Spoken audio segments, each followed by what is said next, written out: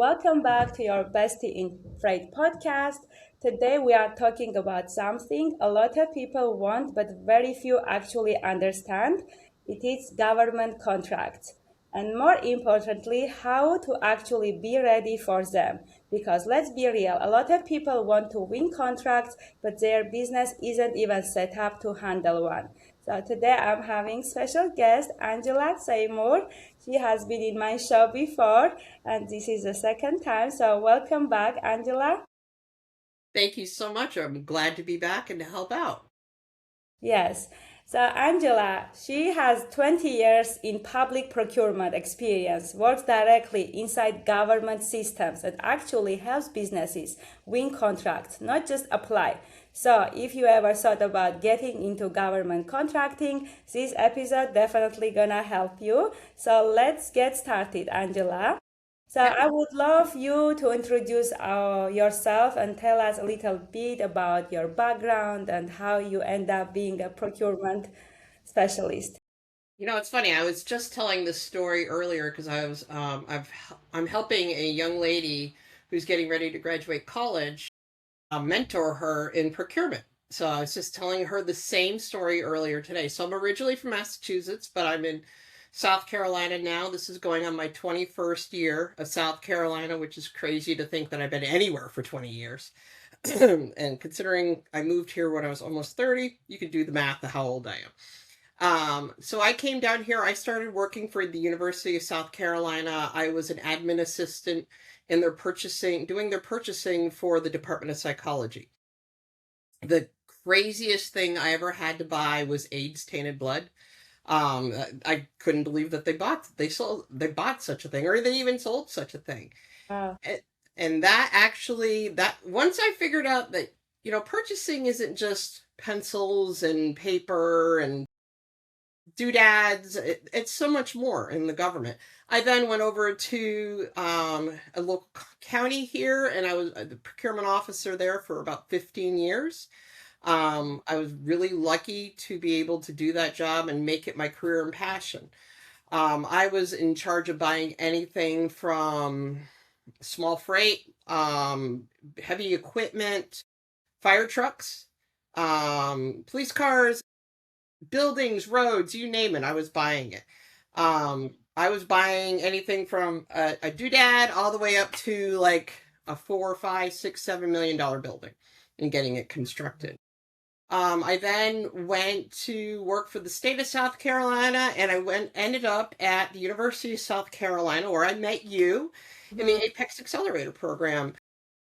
In that position, I was in that position for almost 3 years, helping government interested small businesses, minority businesses, women-owned businesses, veteran-owned businesses, teaching them how to get into government and government contracting. So I've been in the purchasing thick for, like you said, 20 years. So Wow, that's amazing. Yes, actually, I find out this new thing about you that you have graduated University of Amherst, right? yeah, yeah, UMass. I didn't graduate there, but I did go there. So yes. Yes, me too. I went to UMass Dartmouth, so I Oh, didn't okay, you went to graduate. UMass. That's funny. Yes, I lived a few years in Massachusetts and then moved back to South Carolina, now in Okay. Florida. But yes, Yeah, so I grew up right around the corner. UMass Amherst was my backyard for a long time. So wow. So tell us, how does your role actually look like today, day to day, inside government procurement? Now you are with South Carolina, yeah, Columbia. I'm with the city of Columbia now in South Carolina. I've actually been in the position almost a year. I'm a procurement manager, so I actually oversee buyers that are in charge of procuring for construction contracts and professional services contracts. Wow, that's amazing. So, what point did you decide to also start like helping businesses win contract? Is it during the Apex? Hmm. Yeah, it was during the Apex. I love helping. It's funny, you talk about manifestation. I had just said to somebody before I got offered the job at Apex, I said, if I could find a job that helped me combine procurement and helping people together, that would be right up my alley. So that's how I ended up becoming into that role, and how I just love being able to give back to the community. Yes, I love it, and I respect you being like honest and transparent and telling companies how to actually do it, because a lot of fluff out there, not real information, but a lot of people say they want government contract, right? But they are not ready. So what are Mhm. the biggest mistakes you see for the companies? They think that it's going to be easy, or they think once they get their certification, they have it handed to them on a platter. And sometimes, okay, I'm not going to lie, sometimes you could trip and fall into a contract that easily. But that's not generally how it works. You have to really be able to make sure that you have your past performance down, mistaking that I'm a brand new business, I'm going into this particular professional services, and I'm just going to get a contract. And that's not how it works. Not doing your market research. Sometimes the government isn't going to be able to buy soaps or oils or something like that. You have to do your market research and find out what the government really is buying, and then being ready to and having your registrations ready. So if you decide to get into the federal government, that you've already gone out and you've gotten your SAM registration. If you A great place to start anytime is local and state government, because experience begets experience. The federal government really wants you to have experience coming in. So experience begets experience. Start small, grow to a larger contract in the federal government. Yes, that's amazing. So, what is something people believe about government contracting that's just not true, other than like, hey, as soon as we get the certificates, we're gonna land these contracts? Mm-hmm. What else they believe that is not true? That again, that a contract's just going to be handed to them. Another thing is people think there's a lot of red tape to it, and it's not that hard. People think that it's really hard. Actually, one of the things I think the biggest misconception is not knowing it exists. I think that, in my opinion, that is the biggest misconception that I talk to small businesses all the time that didn't know that they could do business with the government. Yes, I So, agree. and also too, another common misconception is I can't start small. Mm-hmm. If you think about the federal government, the simplified acquisition is where they go out and get one quote is $10,000. It's actually $9,999.99. Wow. Okay, well, you do that 10 times a year. Mm-hmm. That's $100,000. That's not a small amount to get out there, and you're getting that background experience. So you don't have to come in guns a blazing and say, I've got to get a big DoD contract right off the bat. Start small. Yeah. Start, like I said, experience begets experience. Start with local government. If you have a cleaning business, you're not going to be able just to walk onto Fort Jackson and say, I have a cleaning business. I'm a woman owned small business. This is what I do. You have to think about, okay, maybe I worked for a cleaning company. I went and started my own business. Mm-hmm. So I went and started my own business, and now I can just walk on because I've got my woman owned certification. No, start small. Start with working with local government. Another common misconception is you don't have to do the market research. You do have to do the market research. You do have to go knocking on doors and establishing those relationships. A lot of times when you think about, with the city of Columbia, well, between zero to $25,000 is three quotes. So they're going to call the three people they know. They Mm-hmm. can't do business with you if they don't know about you. Yeah. Well, in a freight brokerage business, we always preach about like going and face to face visiting Hmm. customers. So, do you also recommend doing it in government? And what are the places that we as a small business owners can go and like face to face meeting these contractors? Sure. So in freight, one of the things I'm going to tell you in freight is, first of all, watch the solicitations that are coming out, and look at previous solicitations. If you're going to be hauling heavy equipment, chances are small government may or may not have a hauling contract. It's a hit or a miss, but they do have asphalt contracts. They do have hauling contracts for a construction site. So if you think about, you want to get in touch with that prime vendor that was awarded that contract in order to get those contracts. So, I would say, first of all, starting out with making sure that, going in as a sub, talking to the folks that have been awarded. But absolutely, I completely agree with you. You do need to go talk to those vendors. Depending on what you're going to be selling, you need to make sure that you're getting out there and finding out, who am I to talk to. It might be as simple as calling up South Carolina DOT. Can I talk to your procurement office? It might be calling up local city government, county government, whoever it is, town government. Everybody's doing construction. It's South Carolina. It's right now that's the number one transplant state in the United States. So Yes. they've got to build in order to get these people here. Yes, I agree. Thank you so much for giving us all of these tips. This is amazing. So, other than, like not knowing and all of these tips that you gave, I know also that there are many businesses who apply and they never win these contracts. So, what are the mistakes that as a small business owner we can make and not win the contract? Some of the small, again, the not knowing your pricing, you haven't done your market research. Are you coming in? And here's the thing, if you underbid, you might lose money. So don't think that if you underbid that you're going to be able to throw in a change order and they're going to give you a contract amendment. You might end up losing money. But you should look at the pricing, the current pricing that is out there. Looking at old contracts, you can go into SAM, you can go into USA Spending and finding out what these government agencies are spending. You can go to SCDOT or North Carolina DOT, find out see what they have on contract. How much are they paying for it? And at worst case scenario, especially in freight, pick up the phone, call DOT and say, hey, I see that, you have this contract. What do you have coming up? Because chances are if they bought it once, they're going to buy it again. Wow.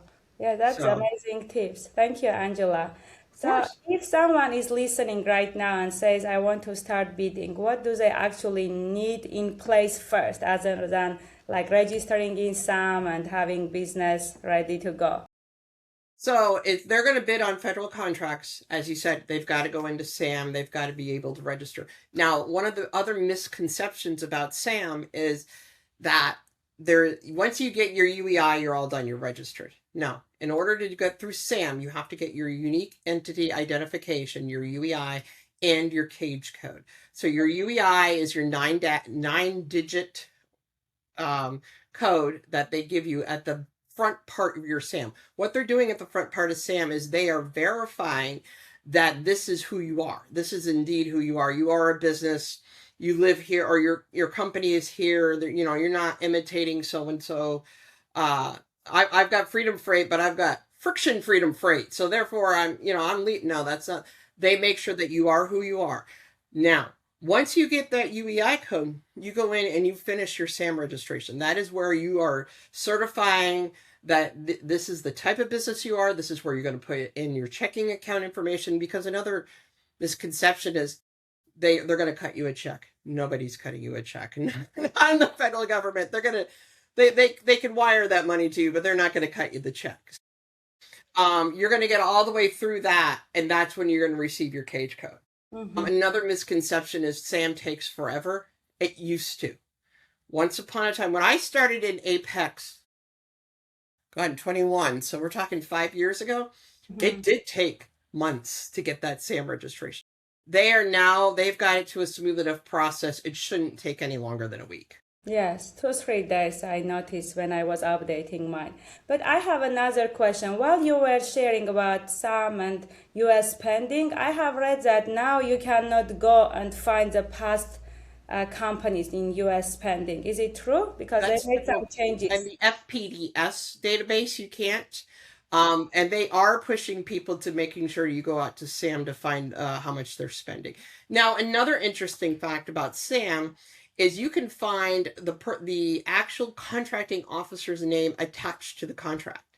So when you're looking at these old contracts that have been done on SAM, if you scroll all the way to the bottom of that contract, that's got a contracting officer's name, it's got a phone number, it's got 9 times out of 10 has an email address. Yes. So it is a great way to market yourself, your company. Yeah, absolutely. Either market yourself, or one of the things I used to suggest to my clients is picking up the phone. Hey, Bob, I see that you bought, whatever the contract is. Can you tell me who I need to speak to about that contract or futures purchases like that? Or is there somebody else I can talk to? Yeah. And chances are it's not going to be him because Mhm. Bob's just getting orders across his desk. So he may or may not know what's in the pipeline. And that is the purpose of getting in and finding out who you need to talk to. You need to talk to the project manager, you need to talk to the end user. Those Yes. are the folks that are in charge of these types of purchases. These are all amazing tips. Thank you so much, Angela. So let's go back again to foundation because I think that's what also I messed up with my company. But how important it is having a real business foundation like credit, access to funding, the structure, Mhm. and systems before we start bidding. Absolutely, and that's really important. I'm really glad that you did bring that up. So the government doesn't pay right off the bat. They have a net, typically it's a net 30 term. It's written in their solicitation. And they will pay upon the receipt of a contract being completed. So now if you have $1 million contract, say, they're not going to pay you little partial payments, or sometimes they may, but we'll just assume that they don't. You have to float that $1 million, whether it's in people or in product, in commodities, you have to be able to float that. So you want to make sure that you have the proper funding in place. Now, there's plenty of ways you can go out and get funding and credit. You can work with the SBA. The SBA, which is the Small Business Association, is great for getting out and making sure that they help with credit. You could talk to a SCORE mentorship, and talk to somebody similar in your field and find out how they had received credit before. You can talk to a bank. There is a plethora of grants available too, especially for women-owned businesses. There's a plethora of grants. Oh God, I've got like 10,000 websites, and I'm not even lying about that. Probably more on government contracting, and I would be willing to bet I've probably got a couple hundred that are just grant related. So you have to make sure that you're ready to go out and doing those grants. And again, making sure that you can show a solid foundation. Can I turn profit? Because they're not going to want to lend to you if you cannot turn a profit. Yeah, of course. So a lot of companies get caught up with this stage that like they want to have website ready, everything ready. Do you really think that website branding it's overrated or it is necessary before we start bidding? I would say it is necessary. Absolutely 110% for a couple of reasons. First of all, when you are submitting for a bid, chances are whoever's over that bid as a project manager is going to go straight looking for your website. Mm-hmm. So two things you're going to want to look at, you're going to want to make sure that are in place, are going to be your website are in place, and a LinkedIn page for your company. Those are the two places. They want to make sure you're credible. They're gonna look at your website, so making sure that your branding matches from website to LinkedIn, um, that you are, you look like a business. You don't look like you just threw up a website. Your website should be able also to point to your past performance as well too. If you're a business that has done business, that you can root that and say, hey, here is my past performance. I have worked in the government, or I have worked. And another mistake that people often consider as well too is, I haven't worked for the government, but I've done business for so and so and so and so down the street. Or any performance is better than no past performance. So make sure that you can point to that past performance and say, here on my website, these are all the folks that I've worked with. Hmm. That's amazing. Thank you, Angela. So again, let's ask me another like basic question kind of. What is capability statement and how important is it really? Well, I'm sorry, what was that? What is capability statement and how Oh, a important capability statement. Okay. yes, So that capability. is your resume for your company. Mm-hmm. So it is important, especially if you are going, and one of the things that I've stressed, and I've had a lot of success with some companies, is monitoring SAM for networking events. So a lot of times, federal government will advertise their matchmaker sessions through SAM. When a matchmaker session is, I'm coming in, I'm saying, Lita, here I am, JAS Consulting. This is my company, and I'm showing you my resume for my company. And literally, a capability statement should be simple. It shouldn't be a big mess. You don't need big paragraphs. You don't need big declarations. It should be simple enough. Remember a capability statement. When you look at a resume and you're going to hire somebody, you are scanning that resume. You are not reading it word for word.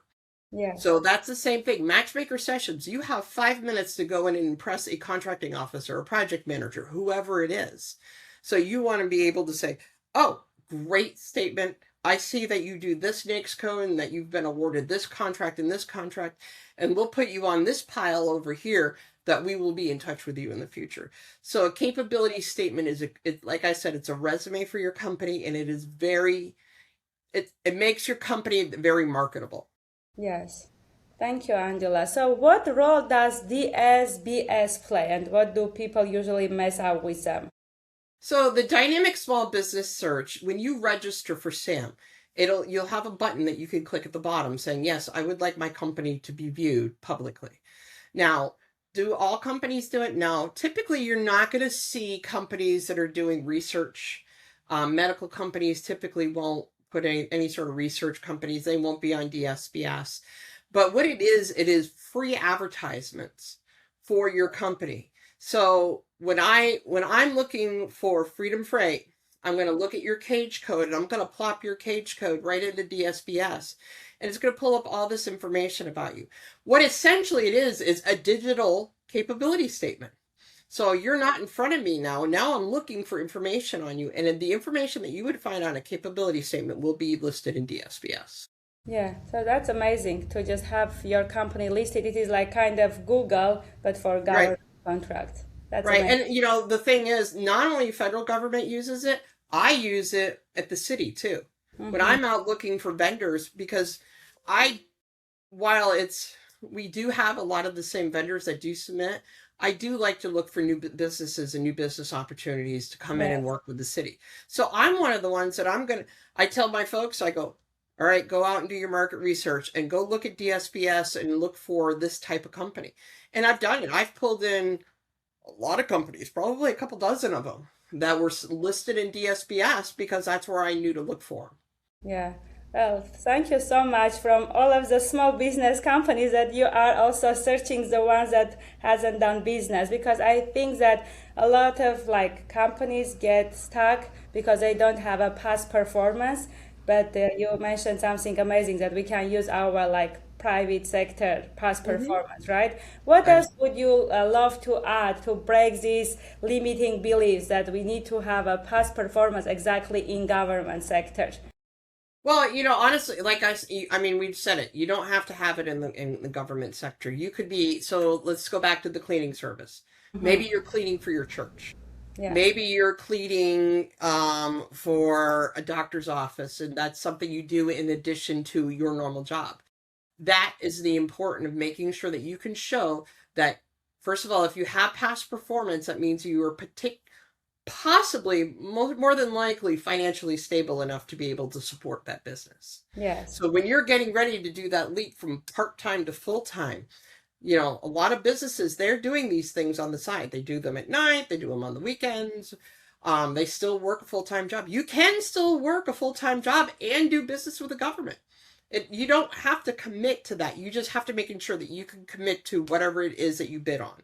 And Hmm. that yes, because there's two things that we look for in government when it comes to business. Hmm. We call it a responsiveness check and a responsibility check.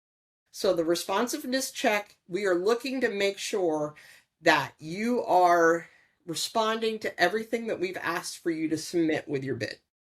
So a lot of times it might not just be pricing. And we might say, we want your pricing. At the city, we always ask for your pricing. We ask for your references, and we ask for you to fill out a subcontractor form if you've worked with this, if you're working on a construction project. So Hmm. those are the things. And we also go back and we make sure that you haven't had any litigation that's not outstanding with the city. With the county that I used to work with, they go back and look to make sure you didn't owe property taxes. So Hmm. that is responsiveness. Yes. Responsibility is talking about you as a company. Are you financially stable? Hmm. Do you have the means in order to support the bid? If you don't get paid for 30 days, can you still support that product? Or can you support those employees that you're bringing in there? Hmm. So that is the responsibility check. So we check for two things, responsiveness and responsibility, when we're doing our background checks. Yeah. That's amazing that you mentioned about subcontracting. That's because that's my next question. So, for someone new, should they even be bidding directly, or maybe subcontracting, teaming, or partnership is the best way to start? Depending on the contract, again, the thing about government is it all depends. But depending on the contract, I would say, especially for free, I would definitely encourage subcontracting at first. Mhm. It is a great way to gain that experience, that background. It's a great way to build up your company's capital as well, too. So I would definitely encourage if there's anything that's construction related, maybe you're an HVAC person. Well, get in and if you see a building going up, reach out to the prime vendor and say, "Hey, saw that you won this. I'd love to be able." Now, he might have an HVAC person this time, but he Mhm. may not the next time. So I he'll see. contact you. You are just another resource. Mhm. So that is really important to make sure to remember that when you're thinking about subcontracting. Well, thank you, Angela, for all of the great tips. So now next one, because everyone wants to like win this contract fast. For in your opinion, what is the fastest way to realistically land your first contract? Is to do that market research and go knocking on doors. That is really honestly at the end of the day, getting out, doing that market research and knocking on doors. Getting your capability statement together. Because in federal government, that might be part of what you do have to respond with as well, too. Yeah. Getting interested and knowing about programs that are out there for small minority businesses, women-owned businesses, looking at the mentor protege program with the Department of Defense. The city of Columbia does have its own mentor protege program as well too. So reaching out with local government, they have Office of Small Business Opportunities or OBOs or OSDBUs, reaching out to them and finding out how can I do business within your organization. Those are really important as well too. Yeah, these are all amazing tools. Thank you so much for sharing. But another question I think our audience will have. Let's say we started to win our first contracts. What separates companies who scale vs that they stay stuck and don't continue bidding and winning more? Well, if you don't, I one of the things, if you don't bid, you don't win. Yes. You can't get the exposure. One of the things that I do see for small businesses is they want to come in, they do that registration, but then they don't do anything with it. They sit on it. And then next thing you know, you see an opportunity, 2 years has gone by, and now your SAM's expired. So making sure that they continue to making sure that their paperwork's up to date, the registrations are up to date, and they keep listen, you might not win. You know, we at Apex we used to tell folks 12 to 18 months to really land those contracts. Um, but you keep putting yourself in front of these people, they're going to know who you are. One of the other things is if you have a pre-bid, make sure to attend the pre-bid because that's how you get exposure to your competitors or your partners, depending on what it is, if it's a partner or a competitor, and then also getting to know the folks in the room. So I could tell you when I worked for the county that I worked for, I could tell you all the asphalt folks that were in that room because I saw them every time and they signed in on that sheet. Wow. That's amazing. So that's kind of the answer of my next question. I was about to ask, what habits do successful contractors have that others don't? So basically, just showing up, being present, and doing the work.